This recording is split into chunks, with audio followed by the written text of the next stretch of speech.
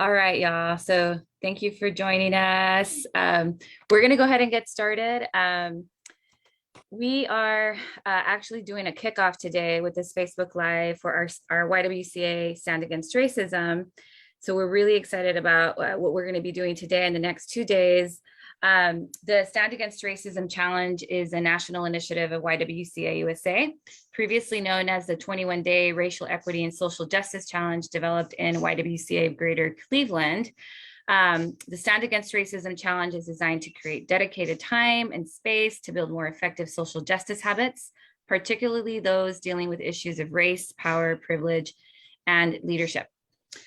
So participants are encouraged to do some challenges like reading an article, listening to a podcast, reflect on personal experiences. In addition, the YWCA USA is also hosting a series of speaker events in a variety of topics, like the one we're having today here at YWCA of Greater Austin. So I'm just going to tell you a little bit about YWCA here in Austin. We are on a mission to eliminate racism. We are on a mission to empower women, stand up for social justice, help families, and strengthen communities.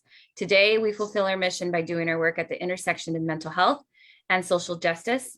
We recently celebrated 115-year anniversary and happy to report that we are still at the forefront of the most pressing social justice movements.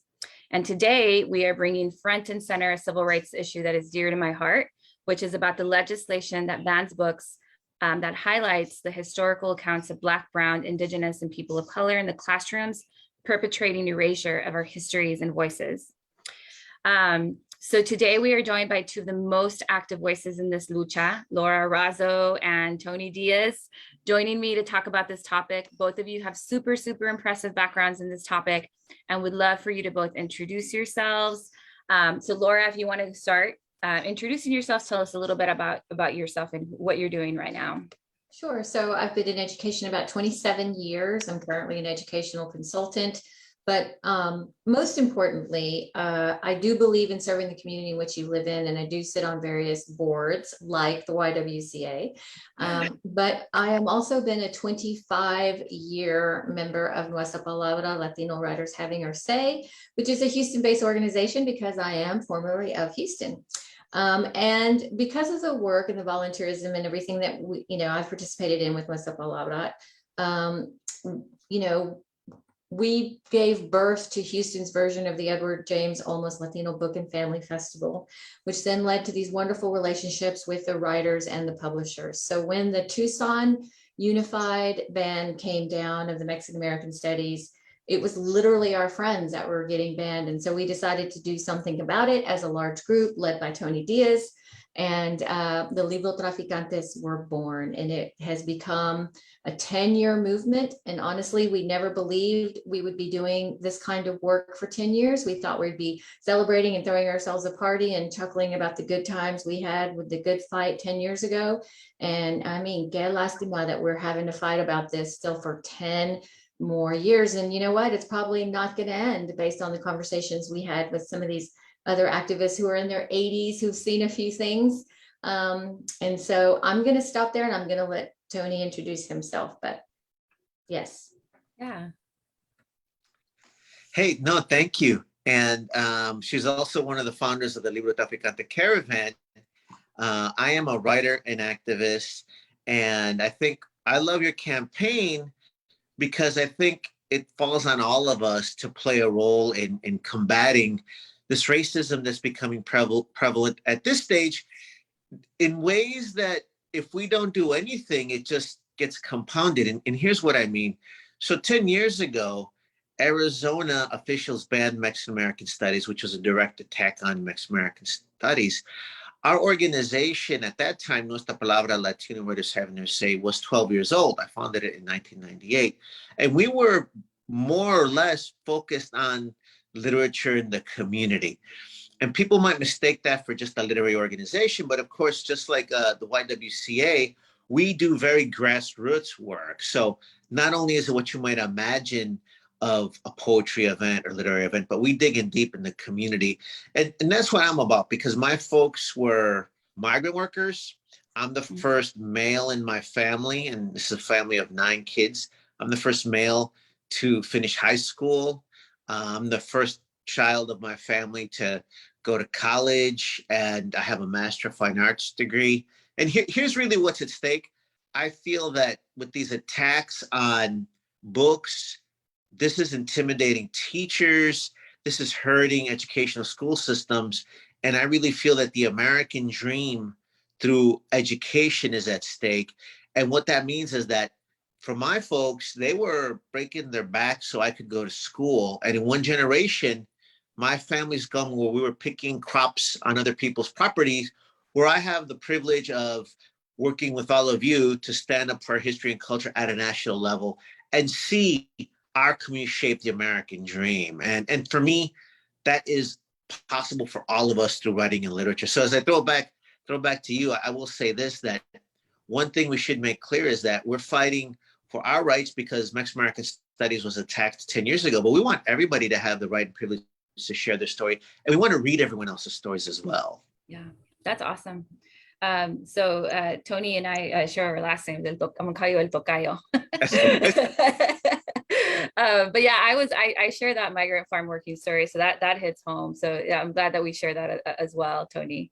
But I'm just gonna ask a few questions. And sure. I think for our audience today, you know, we have in our Stand Against Racism campaign a key point around a critical race theory. And I think, you know, based on conversations we've had and just the interactions that I've had with Librotraficantes and Nuestra Palabra, is that there is a huge misconception around critical race theory and historical fact in the classroom. So I wanted to see who wanted to take that question about, can we just get a few overview of like, what's the difference between critical race theory as it is and historical fact in the classroom?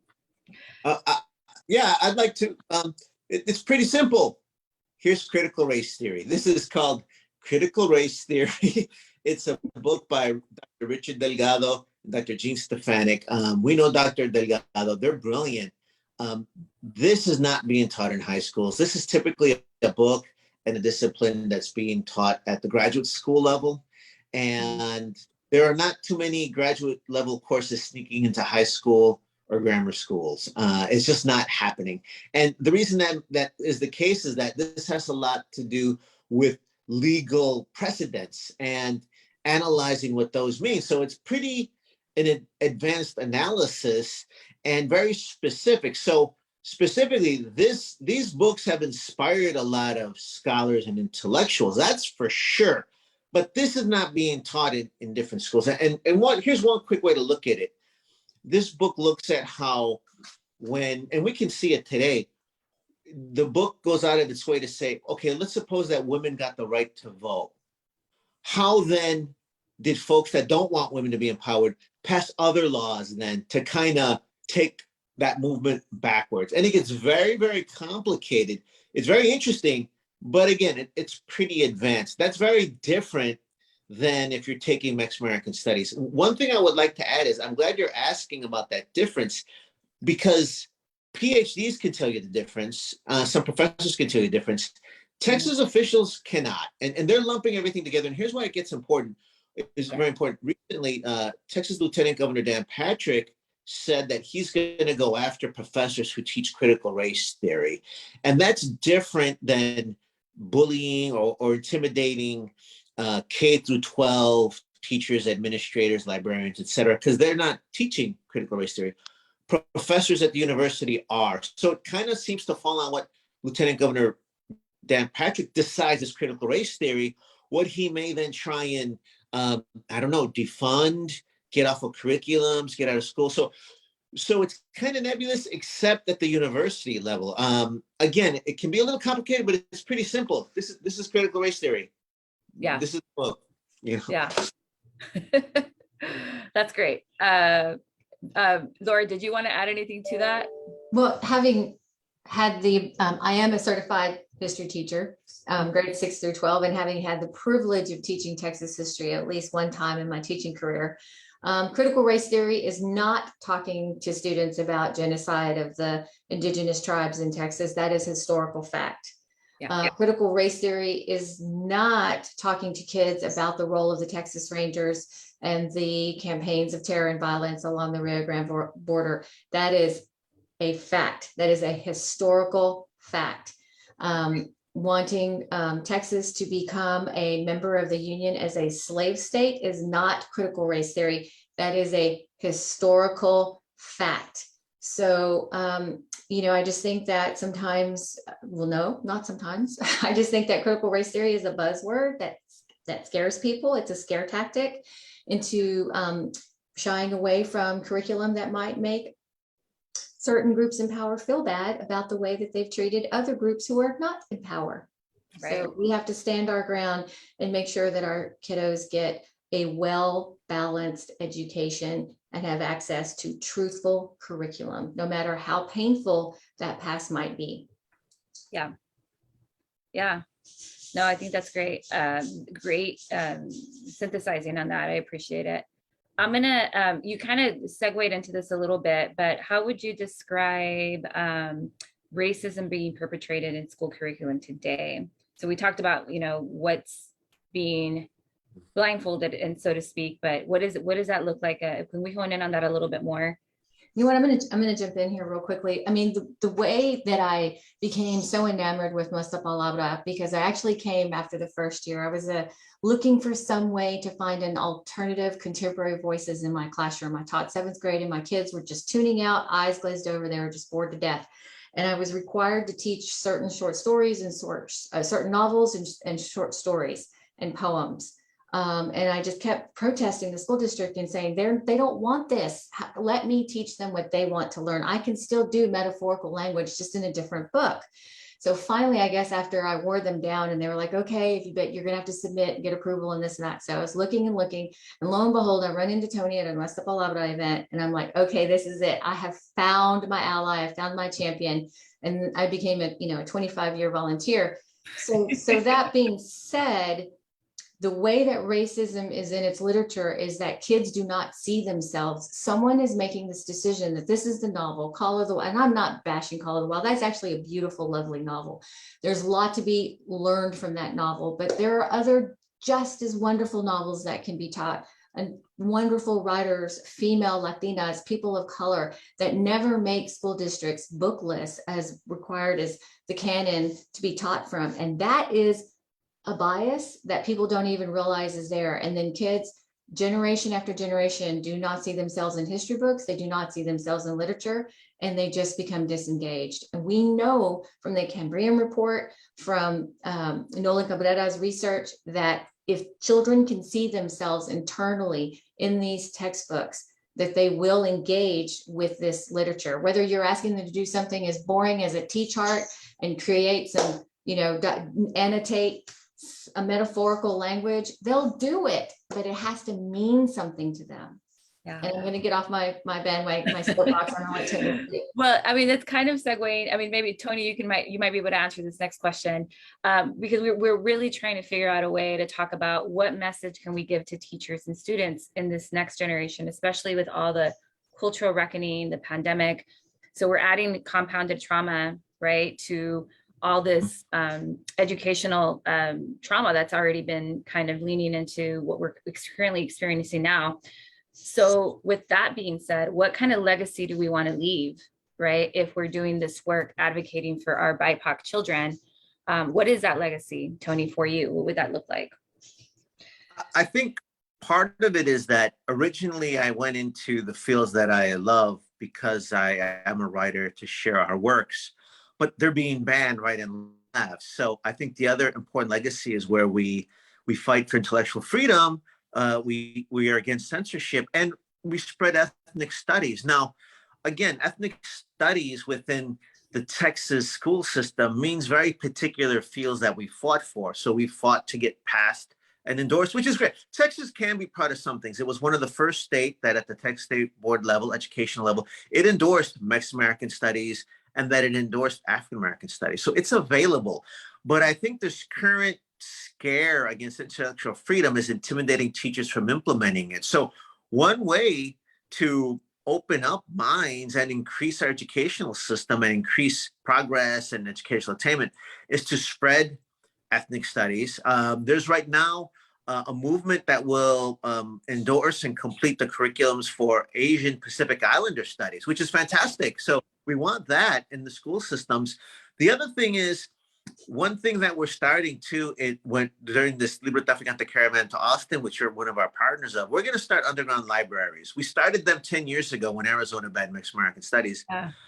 There's another example. The erasure of our history has been erased. A lot of people have forgotten that Arizona directly banned Mixed American Studies, but they also are not remembering then that we joined as a community, came together to overturn that racist law. And I think what's key looking back 10 years is part of our legacy has to be, we have to make sure our community has access to our art, history, and culture on our terms forever, even during friendly.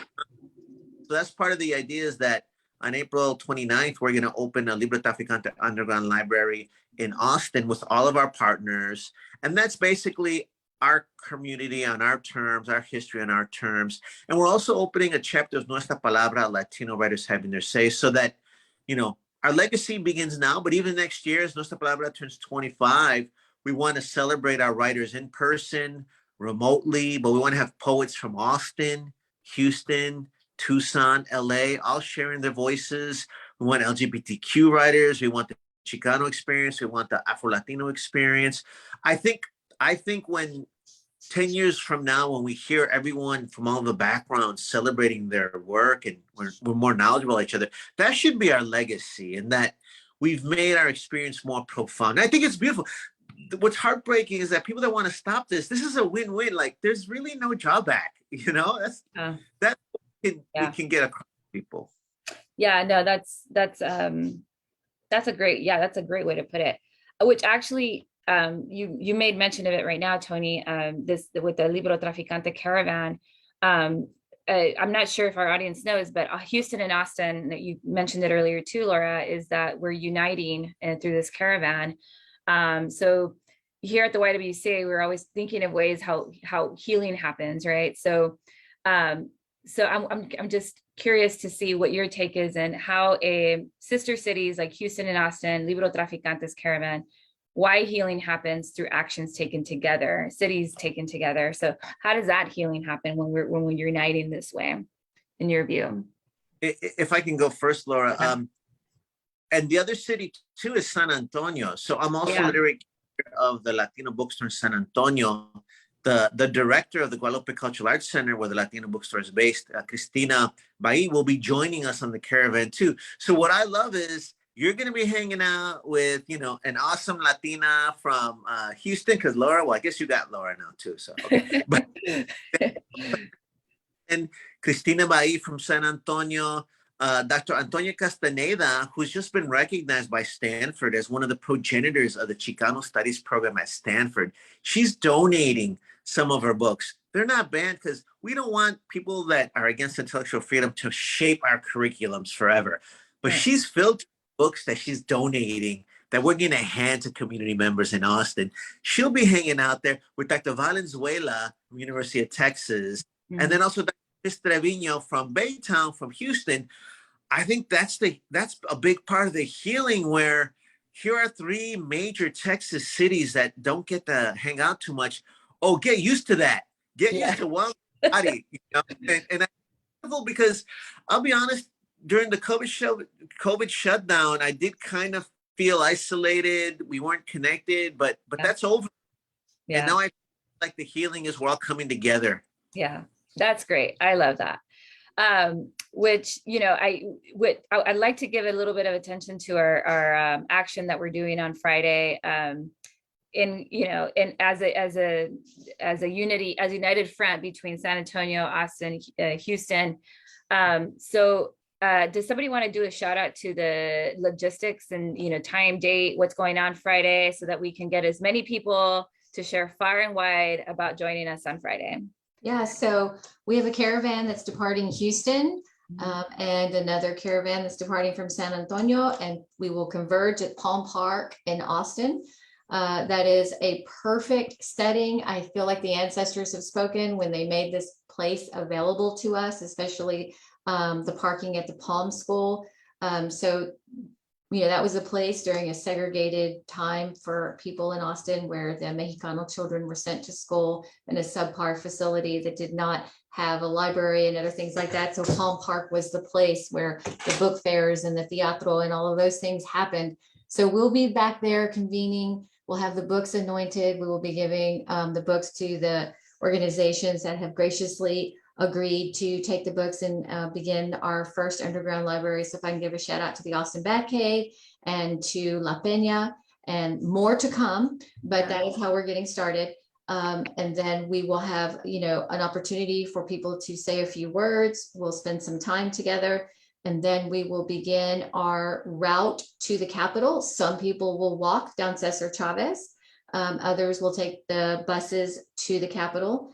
And from there, by 4 p.m., we will begin our actual rally, which will include readings from banned authors, more words, and hopefully just letting the legislators know that we are organizing against them and this will not stand. We've organized against them before, and we're going to continue to do that. Then we will take a break and freshen up. And at 7 o'clock, we will be at the Mexican American Cultural Center, the MAC, at 7 p.m. in the Raul Salinas room. We will have some light bites. We'll just have fellowship and organize and continue to speak and enjoy each other's company. And then at 8 p.m., we will then go into the theater to see a Star Wars and support Adrian Villegas.